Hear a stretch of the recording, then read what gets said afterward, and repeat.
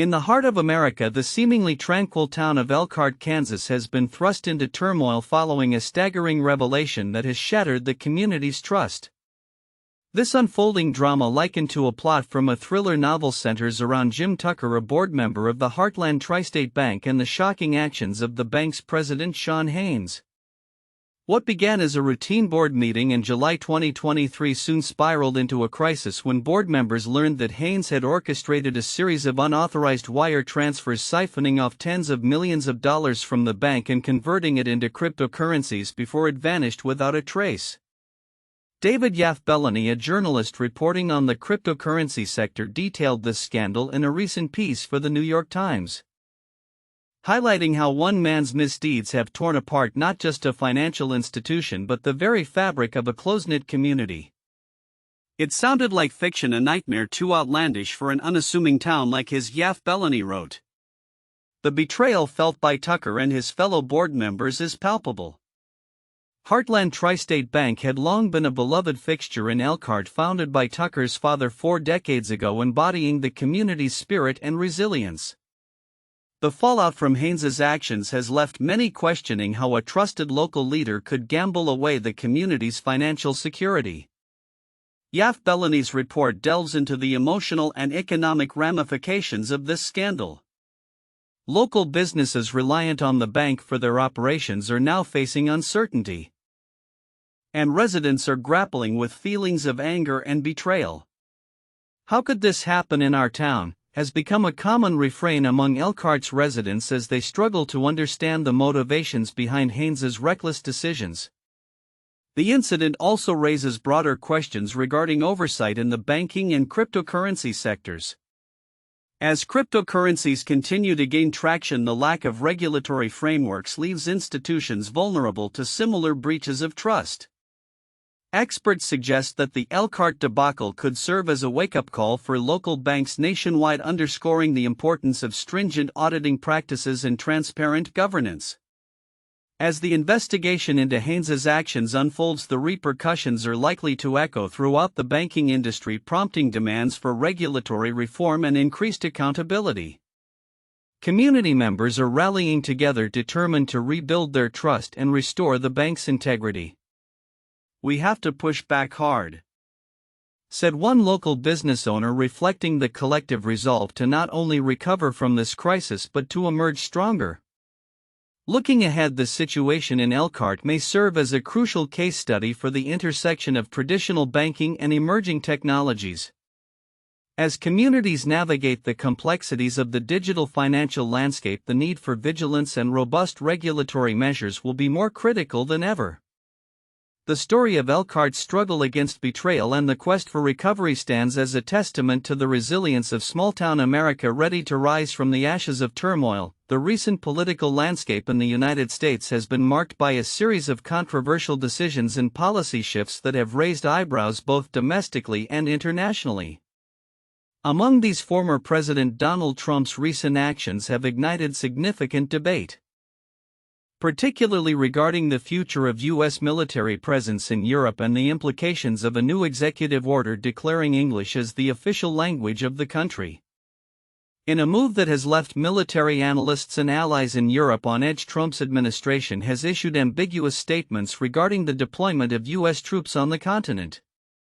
The uncertainty surrounding troop levels has fueled anxiety among NATO partners who rely on U.S. military support as a deterrent against potential aggression from Russia. A senior official speaking on condition of anonymity expressed concern, stating, "The unpredictability of U.S. commitments to NATO undermines the very foundation of our collective security." As discussions in Washington continue to evolve, the potential withdrawal or reduction of U.S. forces could have profound implications for European security dynamics and transatlantic relations. Compounding this military uncertainty, Trump's recent directive to make English the official language of the United States has stirred a different kind of unrest. Critics argue that this move could marginalize non-English speakers and create barriers in a nation celebrated for its diversity. "Language should unite, not divide," stated a prominent linguist at a recent conference, emphasizing the importance of multilingualism in a globalized world. Supporters of the order, however, argue that establishing an official language could foster a stronger national identity and streamline government operations. The implications of such a policy are significant, as they could reshape cultural dialogues and influence immigration patterns moving forward. Additionally, the broader societal impacts of these decisions are becoming increasingly apparent. In urban neighborhoods across the country, signs of gentrification are manifesting in unexpected ways, with the color of homes becoming an indicator of shifting demographics. A recent study highlighted by urban sociologists suggests that certain hues may correlate with the arrival of more affluent residents, further exacerbating tensions between longtime inhabitants and newcomers. Observers note that such changes can lead to a loss of cultural heritage and introduce new economic challenges for existing residents. As the political discourse continues to unfold, the consequences of these recent developments will likely be felt in various sectors, from security and linguistics to urban development. Analysts suggest that as Trump continues to shape policy, the stakes for national and international communities will only grow. Looking ahead, the potential for further executive actions and their ramifications underscores the need for vigilant public discourse and engagement as these pivotal issues evolve. The coming months will be crucial in determining how these changes will affect the fabric of American society and its standing on the world stage. In recent years, the conversation surrounding concussions in sports has shifted dramatically as new research sheds light on their long-term effects and the urgent need for better prevention and management strategies. The Wall Street Journal recently reported on this evolving landscape, emphasizing a growing awareness among athletes, coaches, and medical professionals regarding the serious risks associated with head injuries. Traditionally, sports culture has often downplayed concussions, with players reluctant to report symptoms due to fears of being sidelined. However, with increasing evidence linking concussions to chronic conditions such as chronic traumatic encephalopathy (CTE), stakeholders are beginning to take a more proactive stance. Athletes are becoming more educated about the risks, noted Dr. Jennifer McMahon, a leading neurologist specializing in sports medicine. This awareness is crucial in fostering a safer sports environment. Recent data underscores the gravity of the situation, with studies indicating that up to 20% of athletes in contact sports will experience a concussion during their career. These injuries can lead to significant cognitive impairments, affecting not only athletes' performance but also their quality of life long after they retire from their respective sports. This alarming trend has prompted organizations including the NFL and NCAA to implement stricter protocols for concussion management, emphasizing the importance of immediate assessment and recovery. Moreover, the push for improved protective gear has gained momentum. Many manufacturers are investing in advanced helmet technologies designed to reduce the impact forces that contribute to concussions. "We are at a pivotal moment in sports safety technology," remarked Tom Richards, CEO of a leading sports equipment company. "Our goal is to create helmets that not only meet safety standards but also enhance performance." Despite these advancements, challenges remain. The stigma associated with reporting concussions persists, and many athletes still prioritize playing through injuries. This cultural barrier presents a significant obstacle to ensuring athletes' health and safety. Education campaigns are being launched to encourage reporting and promote a culture of safety. As Dr. McMahon put it, creating a culture where it's okay to step back and prioritize health is essential for the future of sports. The growing emphasis on concussions in sports echoes a broader societal recognition of the importance of mental and physical health. As research continues to evolve, athletes, coaches, and sports organizations are expected to adapt their practices accordingly. Looking ahead, one can anticipate ongoing discussions about policy changes, further advancements in technology, and a continued shift toward prioritizing athlete welfare over competitive pressure. In conclusion, as awareness of the risks associated with concussions deepens, the sports industry is poised for significant transformation.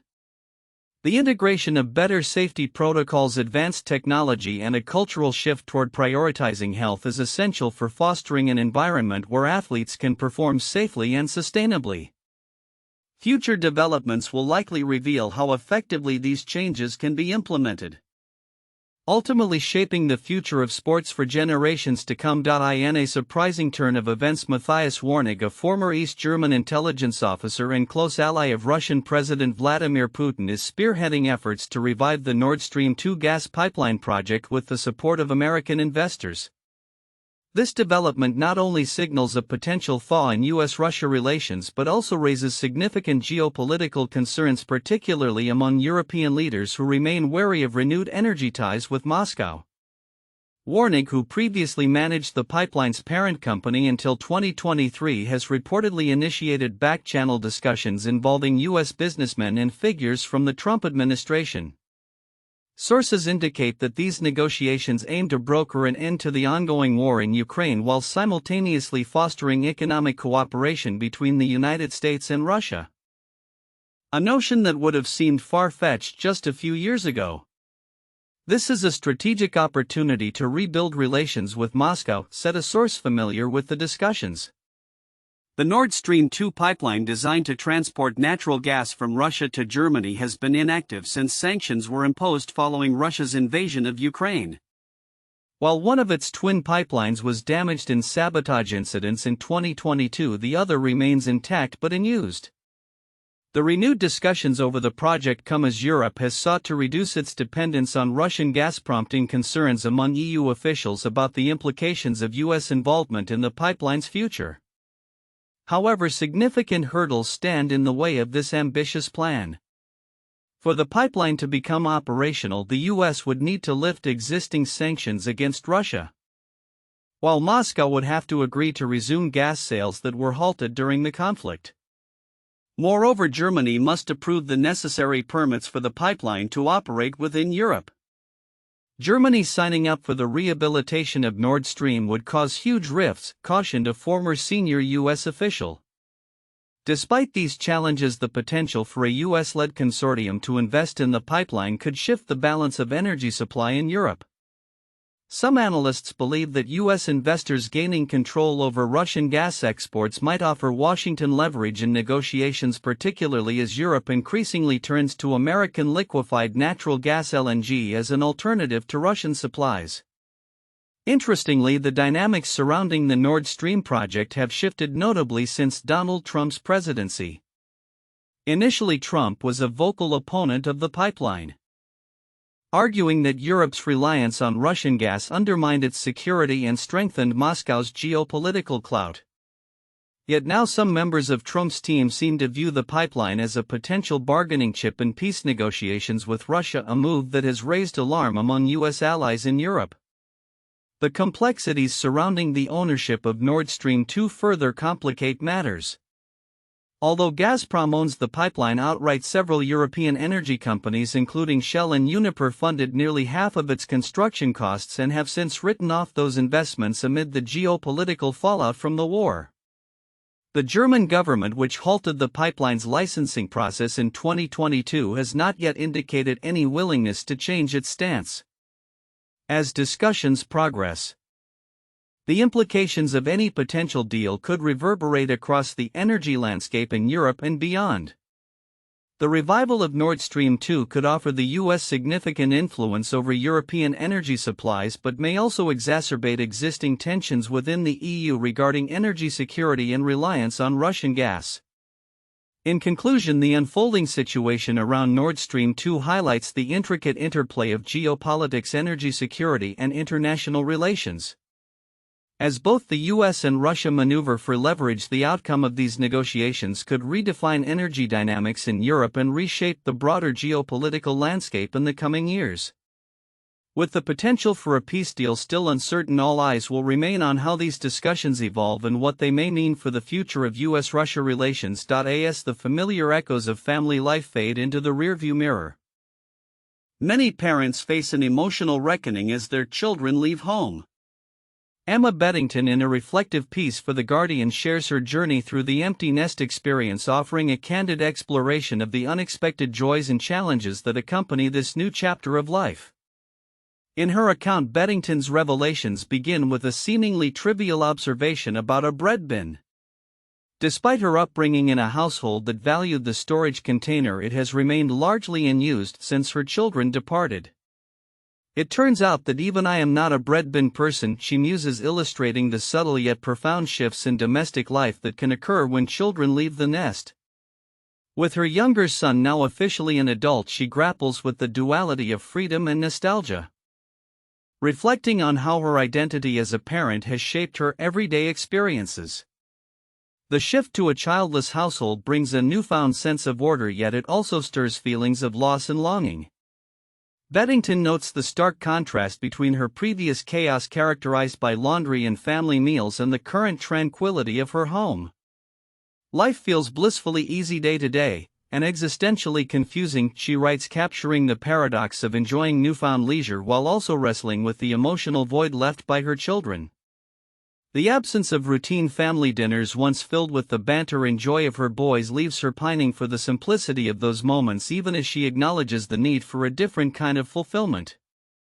Social dynamics also shift dramatically for Beddington, as she finds herself mingling with an older crowd.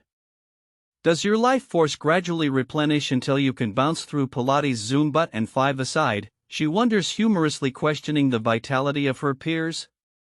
This new social landscape further complicates her feelings, juxtaposing her current state of life with the vibrant energy she remembers from raising her children. Beddington's reflections on her relationship with her husband reveal an unexpected dimension of their partnership. After nearly 2 decades of family life, they now find themselves rediscovering each other, free from the demands of parenting. The couple's shared freedom, while exhilarating, also evokes a sense of melancholy for the days gone by.